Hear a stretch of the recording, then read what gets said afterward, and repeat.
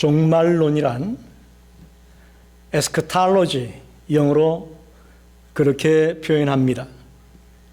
이것은 헬라어 에스카토스라는 말과 로고스라는 말이 합쳐져서 합성으로 만들어진 단어입니다. 마지막 일에 관한 말씀, 그런 뜻입니다. 성경이 우리들 개인의 미래와 또 세계 및 인류의 미래에 관해서 계시해 준 것에 대해서 조직적으로 연구한 것을 종말론이다, 그렇게 말하고 있습니다. 이사야 1장에서 12장까지는 유대의 심판과 회복에 대한 예언을 말하고 있다고 말씀드렸습니다. 그리고 13장에서 23장까지는 열국에 대한 심판을 예언했습니다. 그리고 이제 오늘부터 읽게 되는 24장에서 27장까지는 이사야의 소묵시록이라고 하는 제목을 붙일 수 있습니다. 즉 이사야의 종말론이 기록되고 있다 하는 말입니다. 24장에서 27장에는 어떤 나라의 이름이 나오지 않습니다. 세상에 사는 모든 사람의 심판을 언급하고 있습니다. 즉 역사의 종말에 온 세상에 닥칠 심판을 예언하는 말씀이다, 그렇게 볼 수가 있습니다. 우리는 본문을 통해서 죄로 오염된 이 세상의 역사는 영원하지 않고 반드시 끝이 있다는 것을 깨닫게 됩니다. 여러분 분명히 기억하셔야 됩니다. 지금 과학적으로 발전해 나가고 세상이 점점 잘 살게 되어지니까 앞으로 더 좋은 유토피아가 오지 않겠는가 라는 생각을 하는 사람이 많고 그런 이론을 펴는 사람이 많습니다. 그러나 성경은 그렇게 말하지 않습니다. 죄로 오염된 이 세상은 영원하지 않고 분명히 끝이 있다라는 것이 성경의 가르침입니다. 현 세상은 아직 종말론적 심판이 오지 않았기 때문에 죄와 즉 선과 악이 공존하고 있습니다. 여러분 뉴스를 보면 별의별 뉴스가 다 나오잖아요. 아무런 죄도 없는 아시안이 길거리를 가고 있는데 두들겨 펴지를 않나? 아시안이라고 총을 쏘질 않나? 별의별 뉴스들이 다 들려오고 있습니다. 아직 종말론적 심판이 임하지 않았기 때문에 선과 악이 공존하는 세상에 우리가 살고 있기 때문에 그런 겁니다. 또 갖가지 부조리한 일들이 일어날 수밖에 없습니다. 그러나 하나님이 정하신 종말의 때가 오게 되면 이제 하나님의 심판으로 완전한 공의가 실현될 날이 올 줄로 믿습니다. 비록 지금은 암울하고 어둡고 도저히 용납할 수 없는, 이해할 수 없는 일들이 벌어지고 있을지 모르겠지만 주님이 정하신 그 종말의 때가 오게 되면 완전한 공의가 실현될 날이 올 것이라고 말씀하고 있습니다. 따라서 오늘 저희들은 하나님의 심판을 생각하면서 이 세상 삶에 집착하거나 이 세상의 모든 것을 포커스를 맞추지 말고 주님이 말씀하신 그 심판의 때를 대비하는 그런 지혜로운 삶이 되기를 간절히 부탁합니다. 오늘 너무 우리는 이 세상 것에 집착하는 모습들을 엿볼 때가 많습니다. 아닙니다. 분명히 마지막이 있다, 끝이 있다라는 사실을 알고 심판의 때를 예비하는 그런 지혜로운 자가 되기를 간절히 소원합니다. 첫째로 완전히 파괴될 세상을 1절에서 3절에 말하고 있습니다. 이사야의 종말론 첫 번째는 완전히 파괴될 세상을 말하고 있습니다. 여러분 1절을 보십시오. 보라, 여호와께서 땅을 공허하게 하시며 지면을 뒤집어 엎으시고 그 주민을 흩으시리니 땅을 공허하게 하고 완전히 뒤집어 엎겠다라고 말합니다. 또 3절에도 땅이 완전히 공허하게 되고 온전히 황무하게 되리라. 여호와께서 이 말씀을 하셨느니라. 땅이 공허해지고 황무하게 될 것이다. 거의 같은 말을 반복해서 사용하고 있습니다. 즉 본절은 하나님께서 이 세상을 심판하여 이 세상을 처음 조성하시기 이전의 상태와 같이 혼돈의 상태로 만들 것이다 라고 예언하고 있습니다. 그리고 2절을 보십시오. 2절을 보면 백성과 제사장이 같을 것이고 종과 상전이 같을 것이고 여종과 여종인이 같을 것이고 사는 자와 파는 자가 같을 것이고 빌려주는 자와 빌리는 자가 같을 것이고 이자를 받는 자와 이자를 내는 자가 같을 것이다. 같을 것이라는 말이 6번이나 반복해서 나오죠. 이건 뭐냐? 하나님의 심판이 공정하게 임할 것이라는 거예요.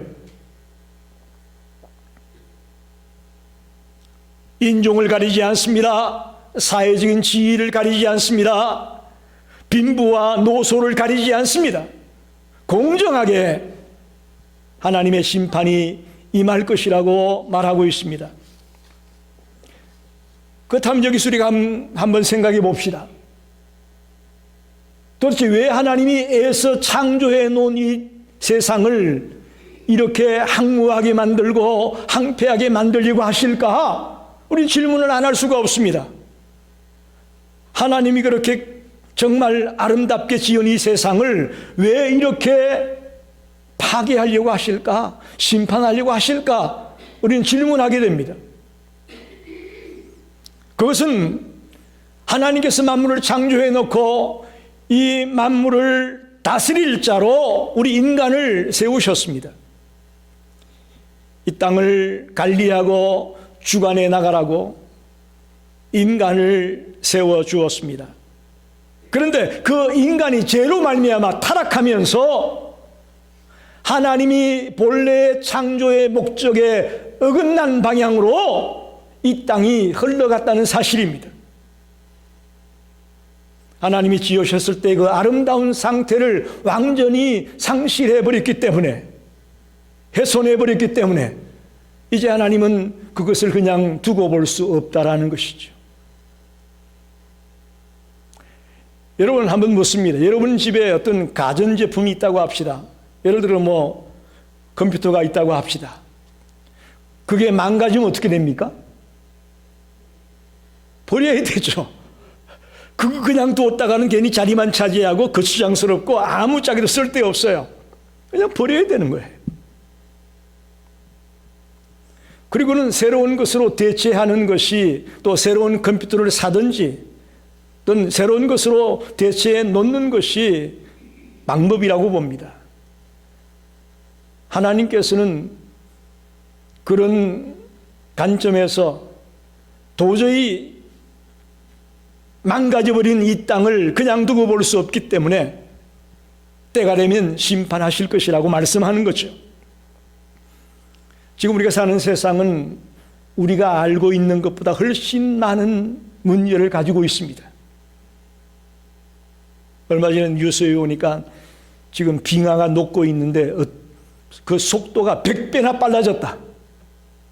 빙하가 녹는 그 속도가 한두 배 빨라진 게 아니에요. 100배나 빨라졌답니다. 어마어마한 문제를 갖고 있음에도 불구하고 우리는 지금 그걸 깨닫지 못하고 있습니다. 하나님이 태초에 이 세상을 창조했을 때는 이 땅에 악이라는 게 없었습니다. 완전한 땅이었습니다. 완전한 세상이었습니다.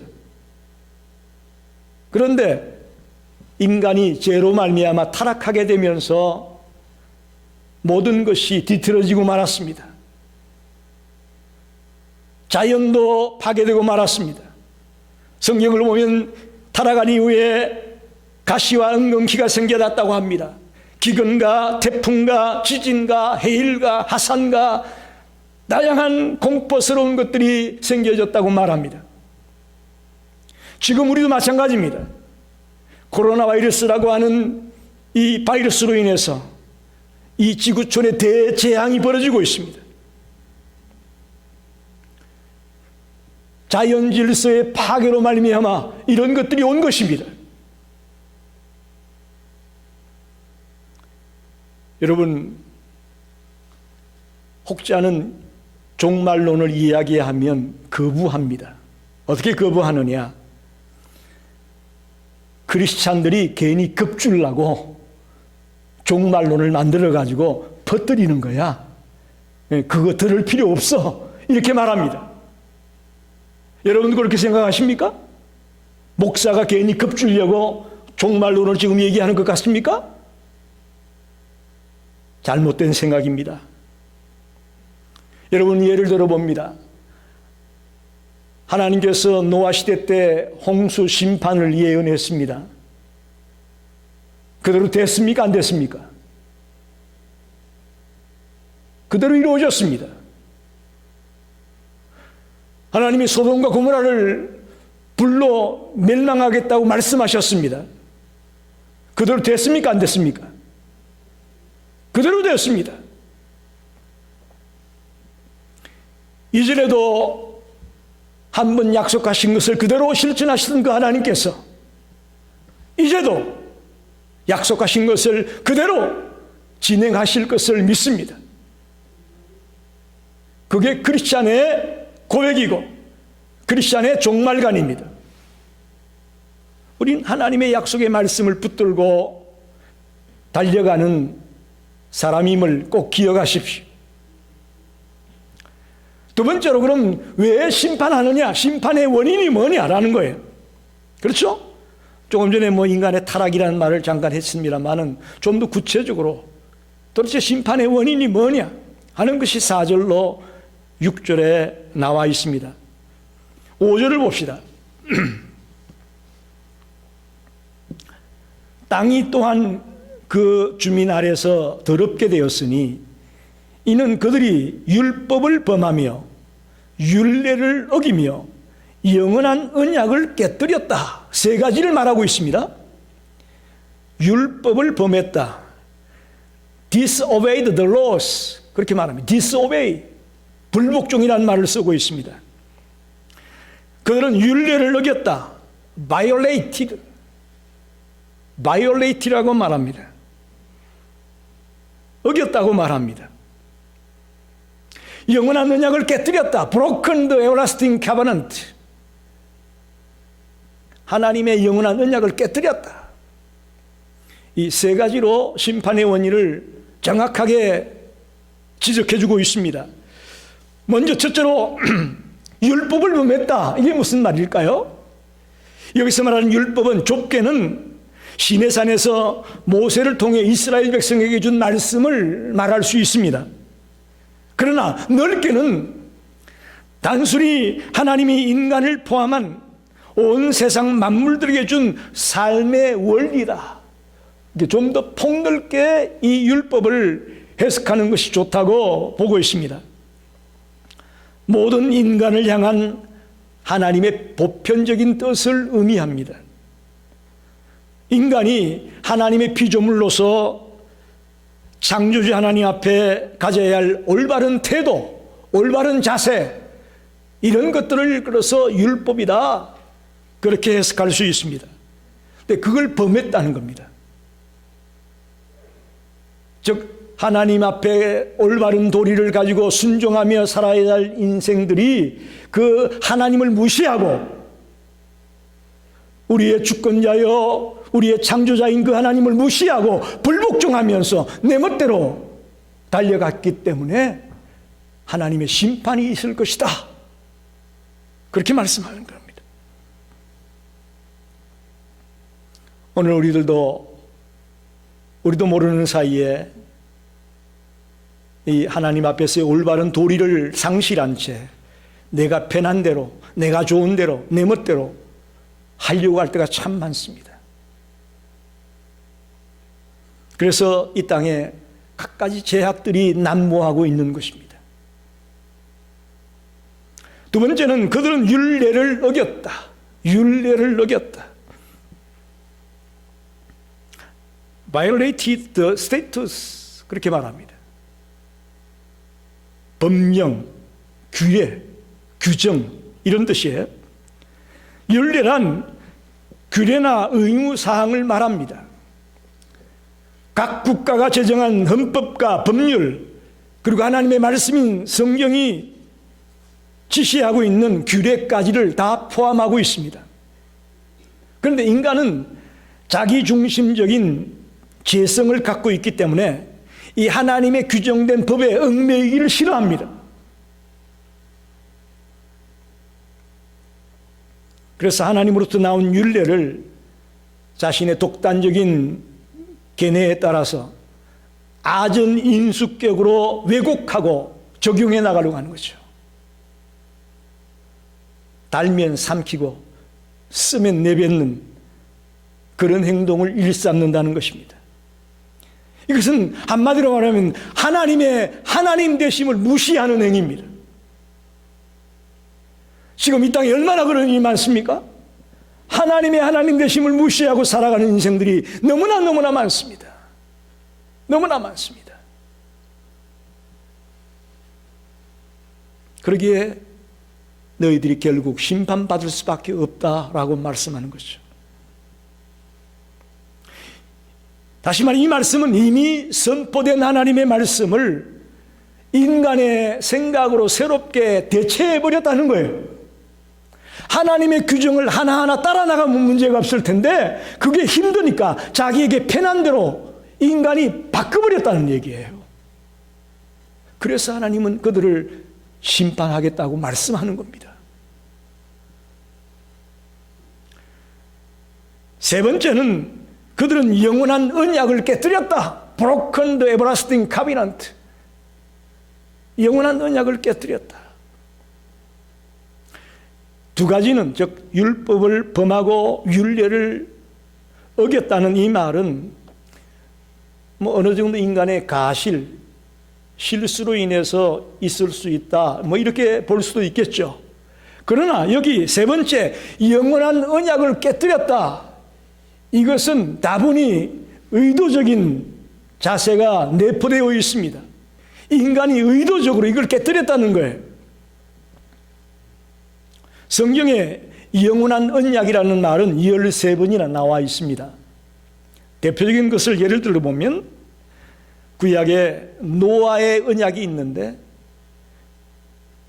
창세기 9장 16절에 무지개를 가지고 하나님이 영원한 언약을 말씀하셨습니다. 또 아브라함 언약이 있는데 창세기 17장 7절에 할례를 가지고 영원한 언약을 말씀하셨습니다. 또 시내산 언약이 있는데 출애굽기 3장 31장 6절에 안식일을 지킬 것을 영원한 언약으로 말씀하셨습니다. 그리고 다윗 언약이 있습니다. 사무엘하 23장 5절에 다윗의 집을 영원히 지키겠다라고 영원히 언약하셨습니다. 그리고는 그 언약이 신약에 와서는 메시아를 통해서 현실화되는 것을 볼 수가 있습니다. 즉 메시아를 통해 주신 영원한 언약은 예수 그리스도의 대속적 죽음이라는 영원한 언약을 우리에게 주셨습니다. 여러분, 이런 중요한 영원한 언약을 깨뜨렸기 때문에 너희들이 심판받을 수밖에 없다라고 말씀합니다.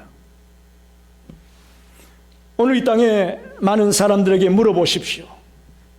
이 영원한 언약을 믿고 지키려고 하느냐 물어볼 때에 그들은 고리타분한 얘기라고 할 것입니다. 지나간 과거의 얘기라고 할 것입니다. 옛날 얘기라고 할 것입니다. 우리하고는 상관이 없는 다른 나라의 얘기라고 할 것입니다. 여러분, 아닙니다. 이 영원한 언약은 변질될 수 없는 언약입니다. 변질시킬 수 없는 약속입니다. 변하지 않는 약속입니다. 이것을 깨뜨렸기 때문에, 이것을 어겼기 때문에 이제 너희들을 심판하겠다고 말씀하고 있습니다. 저와 여러분이 하나님께서 준 이 약속을 깨뜨리게 된다면 우리에게 주신 책임을 우리가 감당하지 못한 것이 되는 것입니다. 우리가 살아있는 동안 이 하나님이 준 이 약속들을 지키며 살아가는 성도가 되기를 간절히 부탁합니다. 끝까지 이 약속을 붙들고 이 책임을 다하려고 몸부림치는 저와 여러분이 되기를 바랍니다. 그럼 마지막으로 심판의 결과입니다. 7절에서 13절까지 나오는 말씀은 그 심판의 결과를 자세하게 말씀하고 있습니다. 인간의 죄가 어떻게 삶의 즐거움을 파괴하고 쾌락의 체험을 앗아가며 한이 자체를 없애버리려고 하고 있는가를 정확하게 보여주고 있습니다. 첫째로 여호와의 심판이 임하게 되면 이 땅에 희락이 사라질 것이라고 말합니다. 요즘 많은 사람들의 얼굴 표정을 보게 되면 굉장히 침울하죠. 좋은 일이 없잖아요. 레스토랑에 가서 밥을 마음껏 먹을 수가 있습니까? 여행을 갈 수가 있습니까? 친구들을 만날 수가 있습니까? 별로 사람들의 얼굴이 밝지 못합니다. 그런데 그거하고는 비교가 안 되는 희락이 사라질 것이라고 말하고 있어요. 희락이 사라진다. 가뭄이 얼마나 혹독한지 포도 알갱이마저 말라 비틀어진다, 그렇게 말합니다. 그래서 그 딴 포도를 접틀에다가 집어넣고 짜도 접이 안 나와요. 열매가 말라 비틀어졌어요. 뿐만 아니라 나무 자체도 말라 비틀어지게 됐다, 그렇게 말하고 있습니다. 여러분, 올해 당장 열매가 없으면 그래도 나무가 살아있으면 내년을 기대할 수 있잖아요. 올해는 못 거뒀지만 내년에는 거둘 수 있을 것이다. 그러나 나무까지 말라 비틀어졌으니 내년도 희망이 없는 거죠. 내년도 소망이 없어요. 그래도 해마다 포도 수확철이 되면 뭔가 기쁨이 있고 기대가 있고 소망이 있었는데 이 심판이 임하게 되면 그것이 아예 사라질 것이라고 말하는 거예요. 희락이 사라질 것이다. 어떤 분이 그런 말씀을 하시더라고요. 사람이 살아가는데 먹는 재미도 무시할 수가 없다. 그죠? 먹는 거 참 중요하잖아요. 이처럼 우리가 살아가는 데 있어서 희락이라고 하는 것이 굉장히 중요합니다. 먹는 것을 통해서, 운동을 통해서, 취미생활을 통해서, 영화 관람을 통해서 다양한 것을 가지고 우리가 희락을 즐길 수 있어야 되는데 심판이 임하게 되면 그 희락이 사라질 것이라고 말하는 거예요. 두 번째는 하나님의 심판이 임하게 되면 노래를 잃어버리는 비참한 처지가 될 것이다. 노래를 잃어버리는 세상이 된다. 비록 포도주가 남아있어 마시더라도 다시는 노래하면서 마시지는 못할 것이다, 그렇게 말합니다. 선지자는 약탈당한 성읍에 대하여 예언하고 있는데 이것이 어느 도시, 어느 한 특정한 도시를 두고 얘기하는 것이 아니고 마지막 때 세상 모든 도시에 임할 하나님의 심판을 말하는 것입니다. 남아있는 것들을 가지고 조금 먹고 조금 마시고 할지라도 노래를 부르면서 마시지는 못할 것이다. 슬픔을 말합니다. 비극을 말합니다. 괴로움을 말합니다. 고통을 말합니다. 마지막 때 심판이 임하게 됐을 때 이 슬픔, 이 고통, 이 괴로움을 이렇게 표현합니다. 노래를 잃어버렸다. 여러분, 요즘 바쁘다 보니 찬양 잘 못 부르죠? 집에서 찬양 따라 부르시나요? 요즘 집사람이 자꾸 복음성과 찬양을 크게 틀어놓고 아주 따라 부르고 그러는 걸 봤습니다.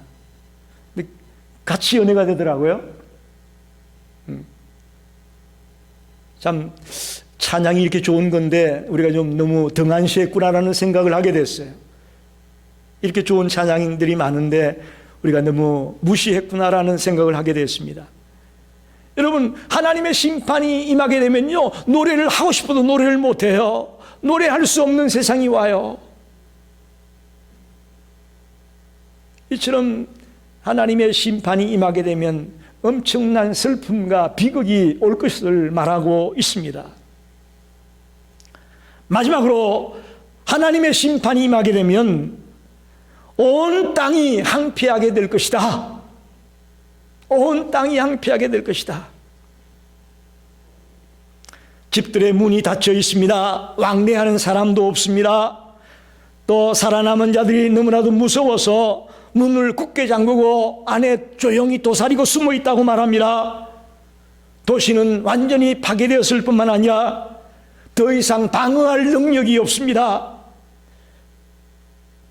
천지 창조 직전의 그 혼돈스러운 세상의 모습, 땅이 혼돈하고 어둠에 가득 차 있는 모습, 그런 모습으로 전락될 것이다, 그렇게 말하고 있습니다.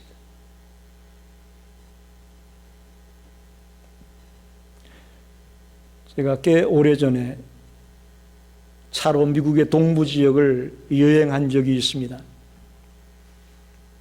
20년도 넘었는데 그때 워싱턴 DC를 방문을 했는데, 우리가 TV에서 보게 되면 워싱턴 DC가 얼마나 멋있습니까? 그죠? 국회의사당에 뭐 별의별 상징적인 빌딩들이 거기 다 모여 있잖아요. 놀라운 것은 그곳을 가기 위해 들어가는데 그 주변의 모든 마을들은 완전히 항폐화된 마을들이었어요. 흑인 빈민들만 모여서 그저 생활하고 지내는 그런 비참한 마을들로 형성되어 있는 것을 보면서 깜짝 놀란 적이 있습니다. 야, 이것이 미국의 실상이구나라는 것을 그때 제가 생각했습니다. 미국의 상ring나루 같은 그 도시, 아름다운 빌딩들이 있는 그 도시 주변에 정말 비참하게 살아가고 있는 빈민들의 집단체들이 모여있는 마을들이 있는 것을 보면서 많은 생각을 하게 됐습니다. 어쩌면 마지막 때에 하나님의 심판이 임했을 때에 이 땅이 완전히 항폐하게 된 모습을 바로 저는 거기에 빗대어 생각하고 싶습니다. 여러분, 말씀을 정리합니다. 하나님은 누누이 우리에게 심판을 말씀했습니다. 그리고 그 심판에는 원인이 있다고 말씀합니다.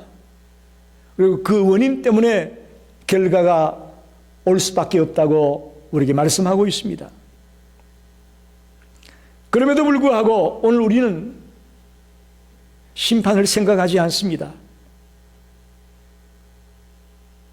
이 세상 일의 모든 포커스를 맞추고 살아가다 보니 하나님의 경고의 말씀이 귀에 들어오지 않습니다. 종말에 대한 말씀이 귀에 들어오지 않습니다. 그저 농담이나 귀찮은 말 정도로 생각합니다. 그래서 강단에서 종말을 얘기하면 싫어합니다. 듣기 싫어합니다. 여러분, 저는 이렇게 말씀드리고 싶어요. 이 시대의 모습이 노아의 홍수 심판을 앞두고 있는 그 시대의 모습과도 같다. 또 소돔 고모라의 그 유황불 심판을 앞두고 있는 그때의 모습과도 같다. 저는 그렇게 말씀드리고 싶습니다. 그러나 많은 사람들은 안 올 것이라고 말하고 있고 심판이 없을 것이라고 말하고 있고 종말이 오지 않을 것으로 생각합니다. 우리가 어떻게 생각하든, 우리가 어떻게 믿고 있든 하나님은 정한 때에 심판하실 것이라는 것을 기억하십시오. 우리 생각대로 되면 얼마나 좋겠어요? 그러나 하나님의 계획대로 된다는 것을 기억하십시오. 우리 계획으로 되는 것이 아니잖아요. 내 개인의 종말도 마찬가지입니다. 여러분이 언제 어느 때 죽을지 아세요? 그거 아는 분 있나요? 나는 한 80 정도까지만 살다 갔으면 좋겠다. 그렇다고 80까지 살 수 있나요?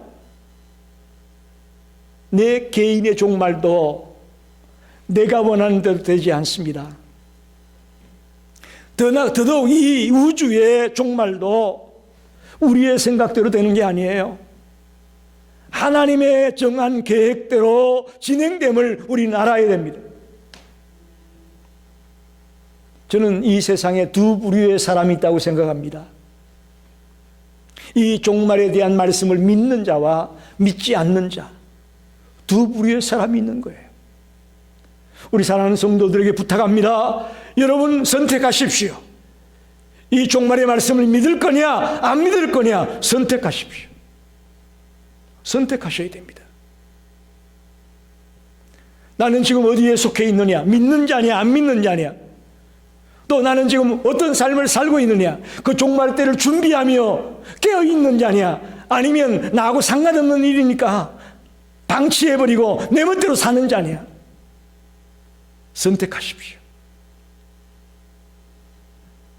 다가오는 하나님의 심판의 날을 늘 영적으로 깨어 준비하며 살아가는 복된 성도들이 되시기를 간절히 축원합니다. 아멘.